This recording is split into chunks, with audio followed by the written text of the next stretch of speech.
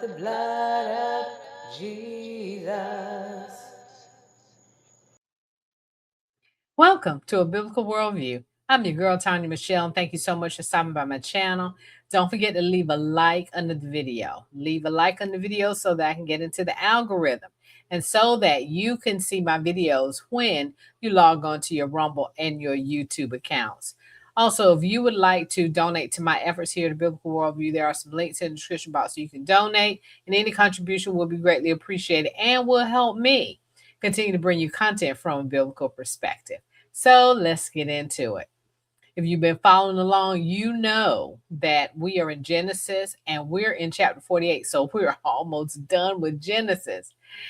We have been in Genesis. And when I say we, I mean the ladies in my Sunday school class and I.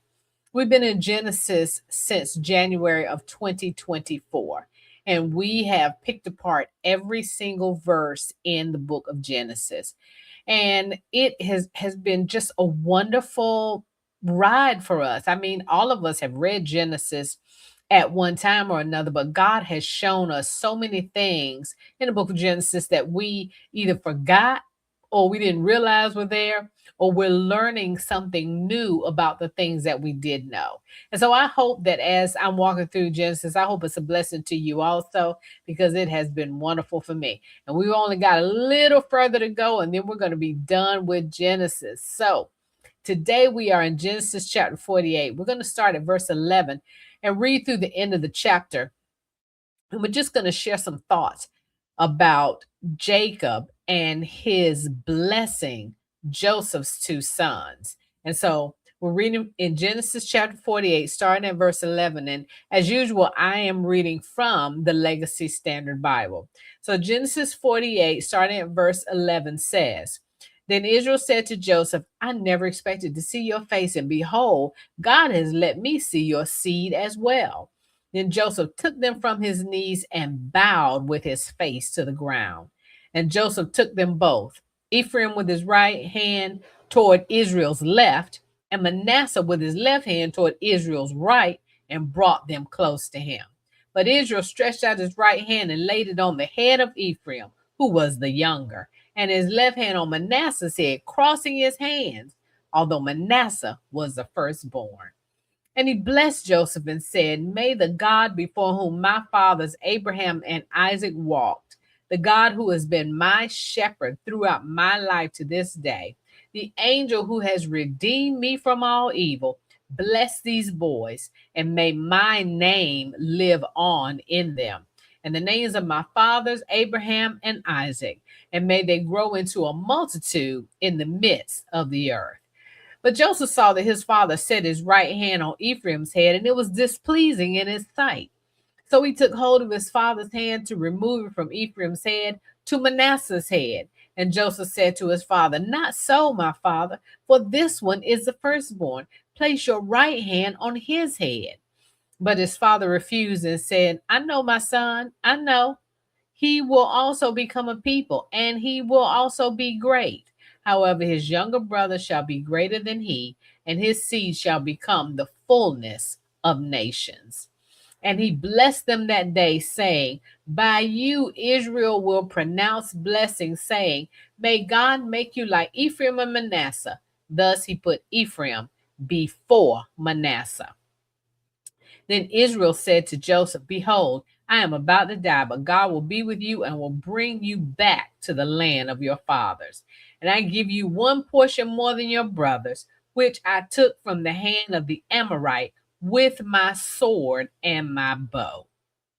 So, when we pick up in verse 11, you remember that Joseph was sold to a group of Ishmaelites when he was 17 years old. And his brothers went home and lied to the dad and said that an animal had devoured him.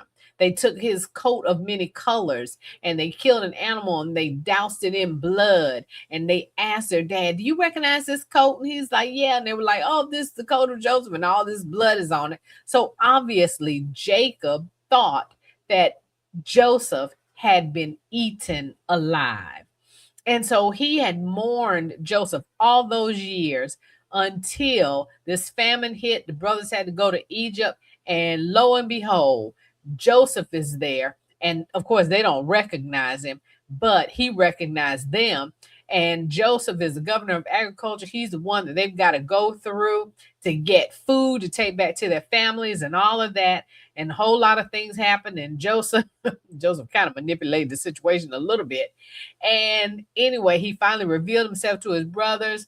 He said, go get my dad, brought the dad back to Egypt. They set him up in Goshen, the best land, the most fertile land of Egypt.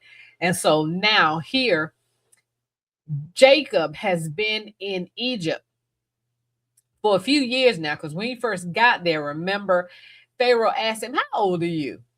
And he said, I'm 130 years old. Well, by the time this is happening, where we're reading today, Jacob he's been there for some years. And so he's probably 145, 146, because he lives to be 147.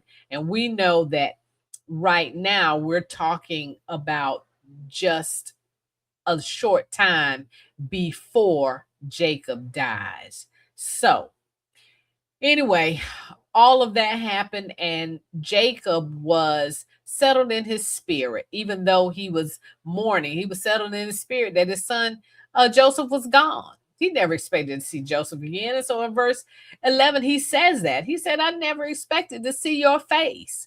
He is so thankful to the Lord. I'm sure his heart was just swelled with just joy that not only did his son had he been alive all that time, but he is who he is in Egypt, and his son is going to be the one who's going to take care of him, because remember, God promised him that Joseph will be the one who will be by his bedside when he died. He said, Joseph will close your eyes. And so he knows that there's not going to be a time where Joseph is not going to be near him for the rest of his life, because God has promised that. So he says, not only did I never expect to see your face, but God is so good, he has allowed me to see your seed as well. So Joseph gets to bring his sons to see his dad, even though his dad never expected to see him alive again. So Joseph took his son and both of his sons, and he bowed, verse 12 says, with his face to the ground. And Joseph took Ephraim with his right hand and put Ephraim on Israel's left side. And he took Manasseh with his left hand and put him on Israel's right side. And he brought them close to his dad. Well, Jacob had different ideas. In verse 14, it says, Israel stretched out his right hand and laid it on the head of Ephraim, who was on his left side, remember? And Ephraim also is the youngest son. And he took his left hand and put it on Manasseh's head. And he's kind of crossing his hands, even though Manasseh is the oldest. He's the firstborn. And so by blessing these two boys, Jacob is blessing Joseph. Okay, that's just understand that piece. So he blessed Joseph and said in verse 15, and said, may the God before whom my fathers Abraham and Isaac walked, the God who has been my shepherd throughout my life to this day. Now, you know, Jacob loved God and he served God very closely. You remember all those trips he took when he was traveling. Every time he stopped somewhere, what was the first thing he did? He built an altar. He sacrificed to the Lord and he worshiped. He prayed. He talked to the Lord. I remember when Jacob and Rachel were dealing with infertility, Jacob went to the Lord and prayed for her. So Jacob had an intimate relationship with God. He says in verse 16, the angel who has redeemed me from all evil. You remember Esau was going to kill Jacob. And Rebecca, his mother, came up with a plan. She said, You need to go somewhere and get out of here and give Esau a chance to calm down and cool off. So here's what you do. You go to Padanaram to my brother Laban's house and you just lay low there for a while. So the Lord had to be the one to even to give her the idea for him to go and live with her brother. And you notice how the Lord protected him there. You never read in scripture that Esau might have had a hint that that's where Jacob was and he went to Uncle Laban's house looking for Jacob. That didn't happen. Okay? So the Lord had protected him. He had redeemed him. The verse 16 says, from all evil.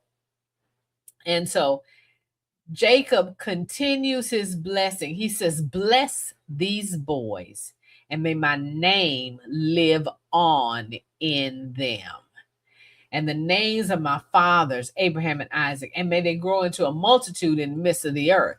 So what is happening here is that this blessing that Jacob is giving to these two boys, they are essentially being adopted as two of the tribes of Israel. Okay.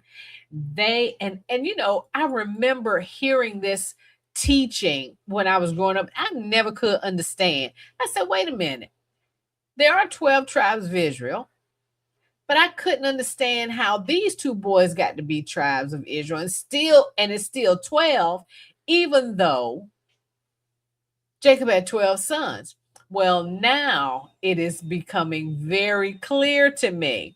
Of course, I understood before today, but as I have studied Genesis this time, it has become more and more clear to me. I understand more how these two boys are two of the tribes of Israel. So, anyway, what's happening here is Jacob is essentially, he has adopted these two boys. He told Joseph, he said, these boys are going to be regarded as my sons, just as Reuben and Simeon are. So now Reuben and Simeon are definitely Jacob's sons. And we talked about that back in the first set of verses in Genesis chapter 48.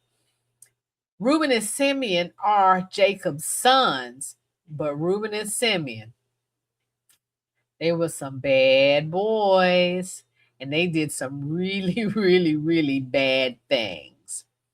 And so these two boys, Manasseh and Ephraim, are getting the blessing that should have belonged to Reuben. They are getting the blessing that should have belonged to Reuben. And with Reuben having done what he did to lose the blessing and the birthright, Simeon being next in line, he should have been able to get it. But Simeon did some really bad things too. And we'll talk about those things in the next chapter. And so these boys are definitely going to be known throughout history as two of the 12 tribes of Israel. And when we read scripture, particularly through the Old Testament, we will see how that, how that comes into fruition. But anyway, in verse 17, Joseph saw that his father set his right hand on Ephraim's head and it was displeasing to him. See, Joseph knew how the hierarchy was supposed to work. He knew that the oldest was supposed to get the blessing that Jacob was giving. And so he took hold of his father's hand, verse 17 says, to remove it from Ephraim's head to Manasseh, because Manasseh is the oldest. And Joseph said to his father, not so, my father, for this one is firstborn. Place your right hand on his head. In other words, Dad, wait, hold up. Mm-mm. This one that you got your right hand on is the youngest. And the one you have your left hand on is the oldest. I need you to put your right hand on the oldest head and then your left hand on the youngest head. But his father refused, verse 19 says. He said, I know, my son, I know. He will also become a people, and he will also be great. However, His younger brother shall be greater than he, and his seed shall become the fullness of nations. Jacob was like, I know what I'm doing. I know exactly what I am doing. And so in verse 20, he blessed them that day, saying, by you, Israel will pronounce blessing, saying, may God make you like Ephraim and Manasseh. Thus he put Ephraim before Manasseh. So Ephraim is the youngest. I get it. But, there have been times when the Lord did use, or the Lord did choose the younger instead of the older.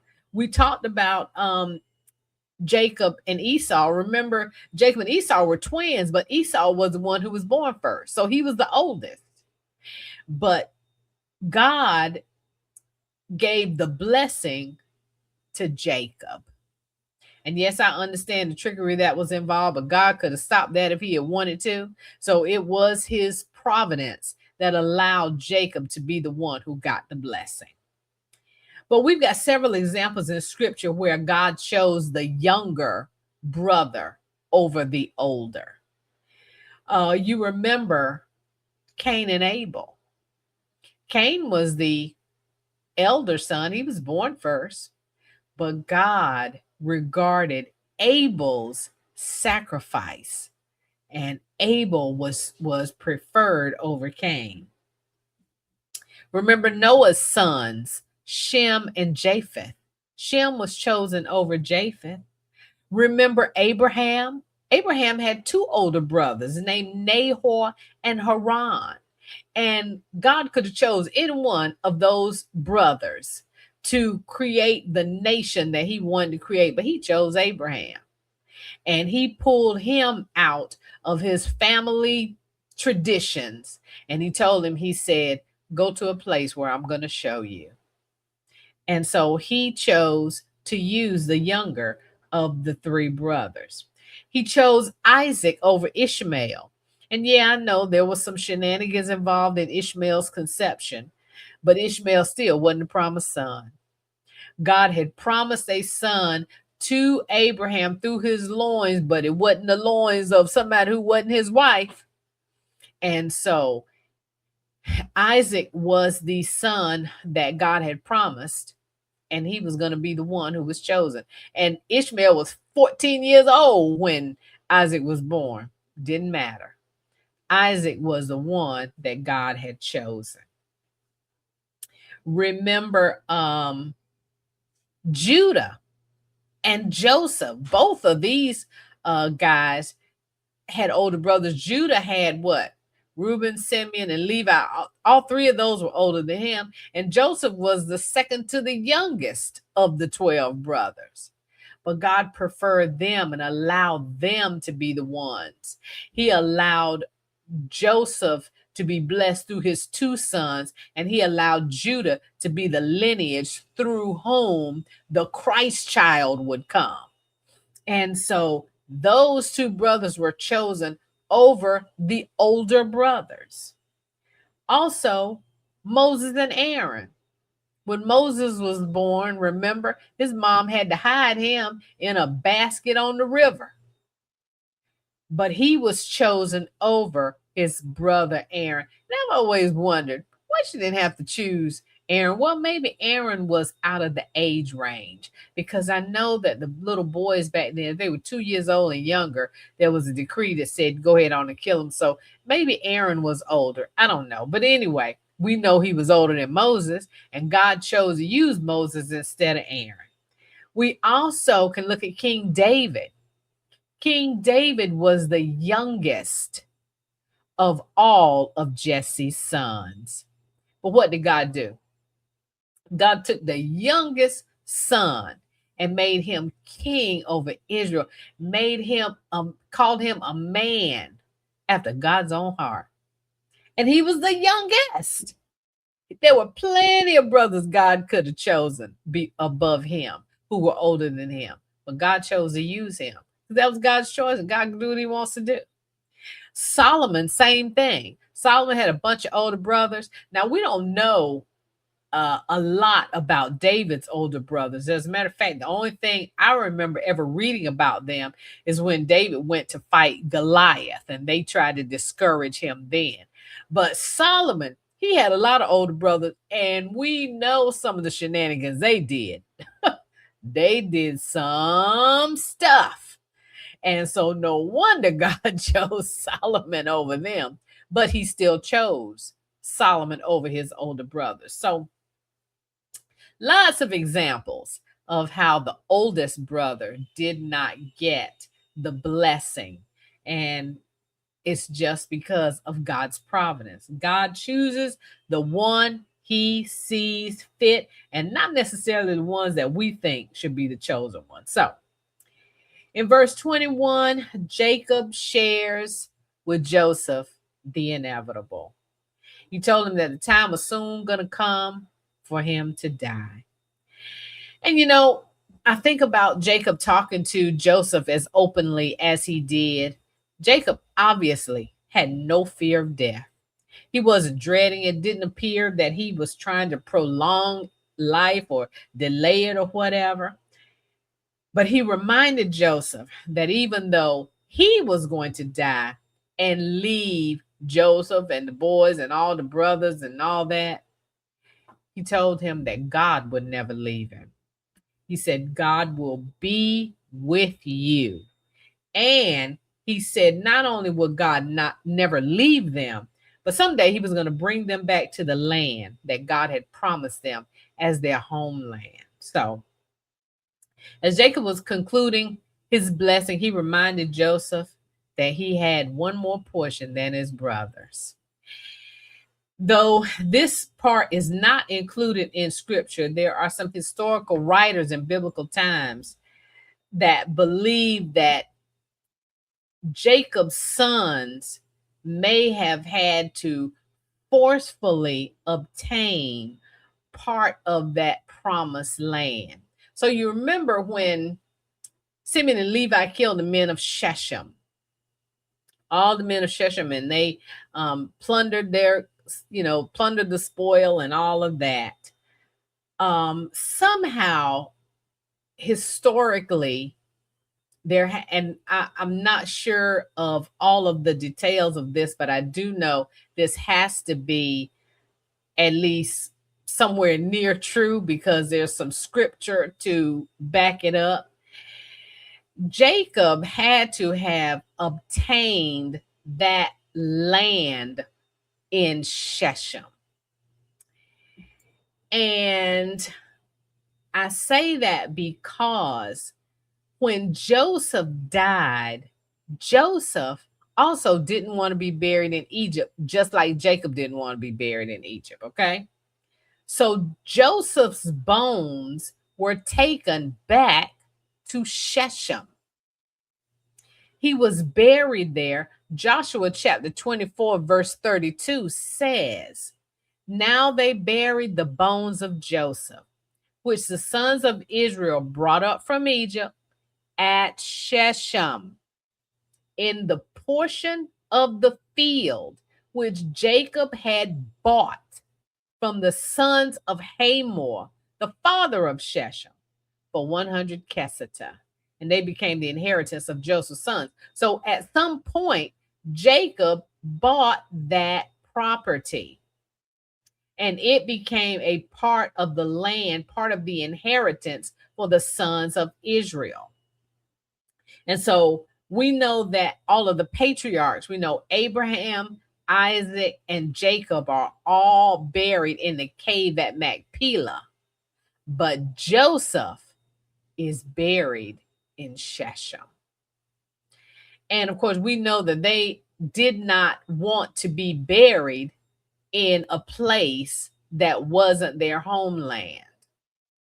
Jacob wanted to be buried in where his father and his grandfather were buried. Joseph wanted to be buried at Shechem. They all wanted to be buried in their homeland. They didn't want to be buried in a place like Egypt, where they didn't belong and God had not promised them. So, anyway, that's just a fun fact, but it is backed up by scripture that is in Joshua chapter 24, verse 32. Matthew Henry, in his commentary, says that it appears that Jacob may have bought that parcel of land, but maybe the Amorites somehow seized it back from him. And it appears that the sons of Jacob may have had to forcefully retrieve that land.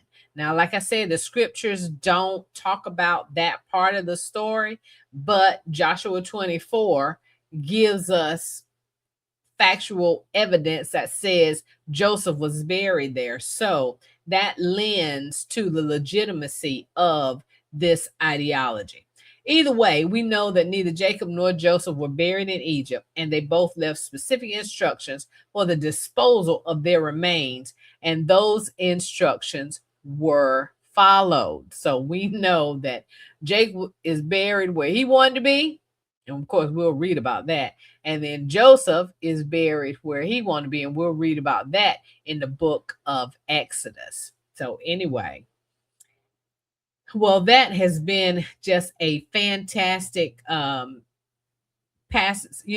of passages there from Genesis chapter 48. I have enjoyed going through these passages, and I hope that you have been blessed also.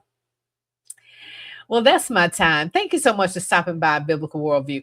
Don't forget to leave a like under the video before you leave, and I will see you next time.